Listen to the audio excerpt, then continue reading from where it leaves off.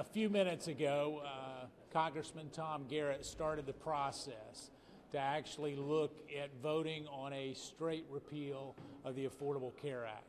It's the first step in a multi-layered process to make sure that we get a vote and finally deliver what we've been promising the American people for a long time.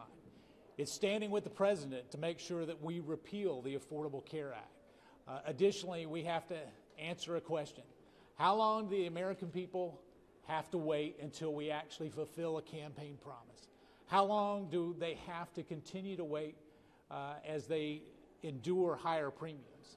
And how long do we have to look at state after state losing providers each and every day as they look at the failure that is Obamacare? And so today, I'm honored to have these men that are here with me as we look to start the process to call on our leadership to have an up or down vote on a repeal of the Affordable Care Act. And with that, I'm going to turn the mics over to the gentleman from Virginia, Congressman Tom Garrett, who filed the resolution. Thank you, Mark. Thank you all for being here. I've been here a whopping 6 months. And I think the first time the words discharge petition crossed my lips were probably March or April.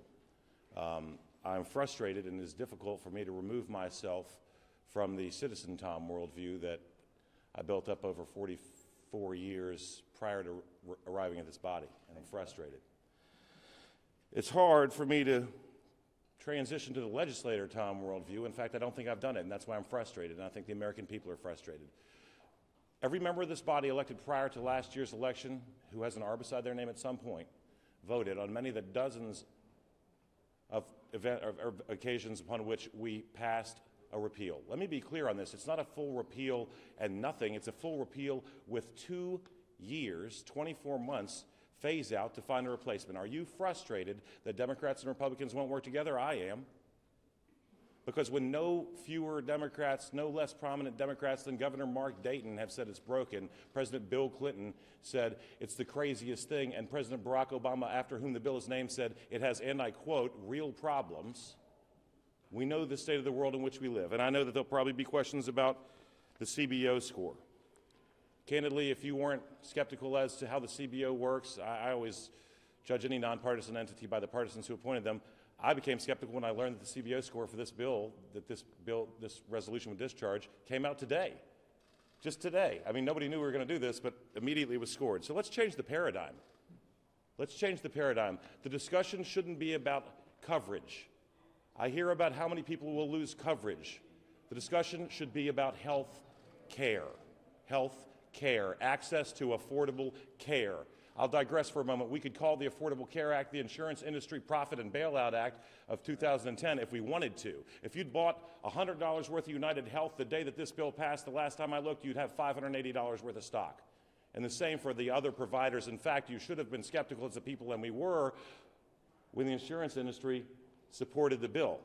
So what we've seen is a consistent upward spiral of numbers. The reality facing the consumer is that it becomes harder and harder. And so 3 months ago, we saw a news story that said that 2/3 of Americans couldn't scrape together $1,000 in the case of a financial emergency. And yet premiums have risen to 2, 3, 4 times that regularly and frequently. So if you have coverage, but you can't pay your deductibles have risen to 2, 3, 4 times that regularly. So if you have coverage, but you can't pay your deductible, you don't have access to care. And so when we held out as a group, most of us anyway, on the first AHCA, it was because we promised to try to drive down premiums and deductibles to increase not the access to coverage, which feels good, but to care. All too often, the paradigm in this nation, in this political debate, has shifted from results to intentions. Folks, I watched in awe as the Oregon Exchange was posted online and literally spent hundreds of millions of dollars and signed up 0 people. Hundreds of millions of dollars and signed up 0 people. I was a criminal prosecutor. In the rest of the world, you'd either go to prison or lose your job for that. In the political world, you're congratulated for having good intentions. This is not about good intentions. This is about results. Now, what are our goals here? Is this to stick our finger in somebody's eye? No, there are 4 primary goals. This is a message to House leadership that we support their best efforts, and we want to work with them to continue to move the ball forward to do what we all said we wanted to do. This is a message to the Senate that if they act as Leader McConnell has suggested that they act, we have their backs, we will be here. This is a message to the President of the United States that we haven't abandoned the fight, nor have we relinquished our desire to fight for the promises we made. But most importantly, this is a message to the American people who are as frustrated as Citizen Tom that, by gosh, there are still some people here who want to do what they said they would do. Who want to do what they said they would do. And candidly, if you look at the data, there's no way around this. We hear about how Republicans don't care and they want to kill people. They don't care about people. They want to knock people off their plans. Folks, the mortality rate in the United States rose for the first time in a generation almost in 2015. It rose more in states that have expanded Medicaid. You hear rhetoric about kicking people off their coverage. About 3/5 of the people who've received care under the Affordable Care Act have received it by virtue of the fact that they were mandated by law to purchase a product with the fruits of their labor, potentially against their will. In this nation, you can choose in some places to buy marijuana. You can choose to pay to go bungee jumping. You can choose to go scuba diving. You can buy explosives for the 4th of July, but by gosh, you can't buy a health care plan that doesn't have maternity or mental health coverage, even if you want to. So we're about choice, we're about freedom, and we're about keeping our word. We're about helping our leadership do what they said they wanted to do, and we're about absolutely letting the people at home who are as frustrated as I am and was know that there are still some people here who are going to do what they said they'd do. Thank you very much. All right, we're willing to take a few questions. I'm sure there are a few questions out there, and so Alyssa, if you'd come up. Jim, do you want to go ahead? Susan. Hi, you said, Chairman Meadows, you said that you're standing with the president to make sure there's a repeal, but today the president was arguing for repeal and replace. Yeah, and we support him in that. Obviously, we've been fully engaged, Susan, on a regular basis to try to find a repeal and replacement vehicle.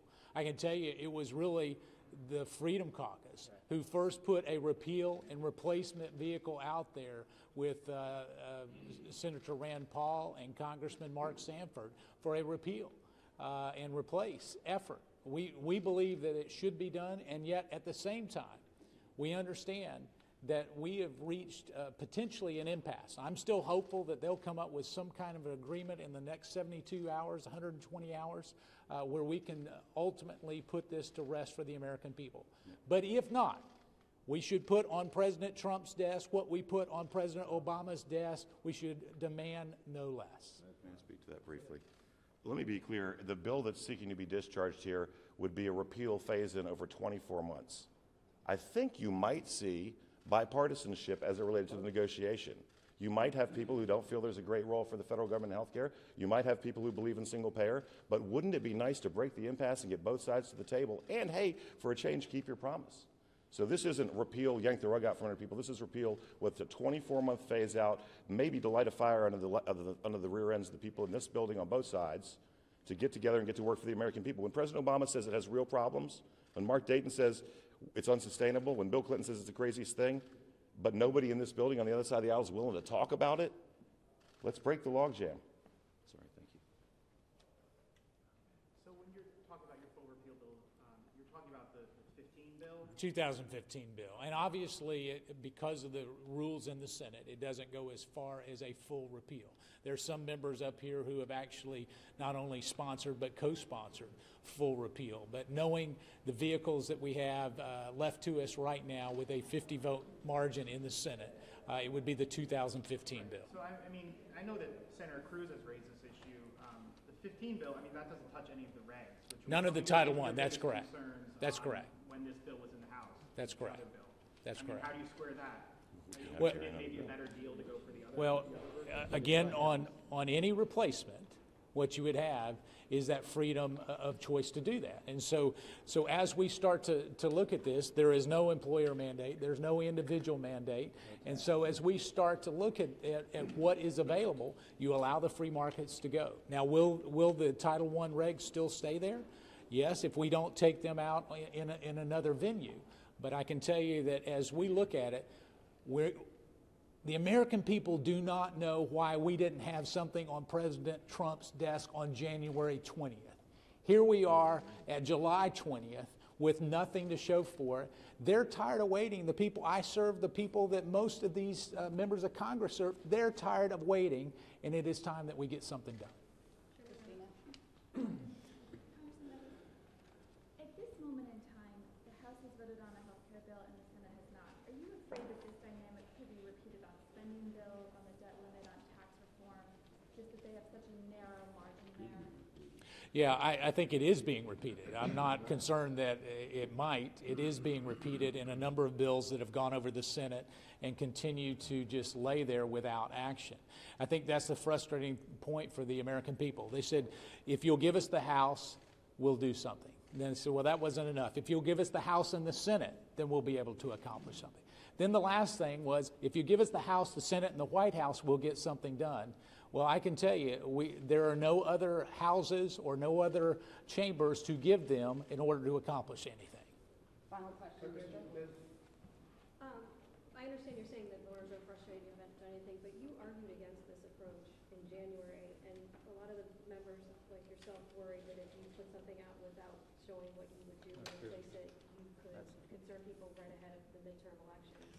Is that what you're walking into now? Well, I think what we believe that has to happen is as you know, when we argued about having a repeal and replacement vehicle, we had said that it should be, as you recall, two separate vehicles on parallel tracks. One that would actually pass out of the House, go to the Senate. We believe repeal would pass at that particular point, and that we would have to find a compromise with Democrats for a replacement bill. But the gentleman from Ohio, Mr. Jordan, has a couple of things. You said it, Mr. Chairman. If you remember, we introduced two pieces of legislation. We introduced the clean repeal, the same thing we put on President Obama's desk. We said, let's now put that on President Trump's desk. And at the same time, we introduced Governor Sanford, or Representative Sanford's legislation, which had the replacement elements that we think are actually going to bring down premiums, many of the things we fought for to try to get in the bill that first left the House and went to the Senate. So that has always been our strategy, repeal and replace, but two separate pieces of legislation. And as Tom pointed out, when you repeal it, you create the momentum, the catalyst to actually come together and figure out how we're going to replace it, what's going to be in the replace things we want, but frankly, some things that some Democrats and some of our more moderate colleagues in the Republican conference want. That's how this will create the catalyst to actually get to a solution. Chairman Meadows, as they work over in the Senate, they're actually going to be meeting tonight to try and come up with, a path to move forward on a repeal and replace bill. Are there any red line areas that you like? Could they cut? Could they, be too generous with Medicaid that would turn you guys off? Could they get rid of too many of the tax cuts? Is there anything that they could do over there that's going to? The answer is are there some things they could do that would make it dead on arrival in the House? And the answer is certainly yes. But knowing the negotiations that are going on, there's been ongoing dialogue between this chamber and the upper chamber in terms of what some of those red lines are. And I think those have been communicated very clearly. As they're going in to negotiate tonight, I think that those will continue tomorrow and on into those, and they have a full understanding, not what we want, but what the American people want. And when we get to that, certainly if the bill moves way to the left, would that create a problem? It would. Thank you guys so much for coming. Appreciate it.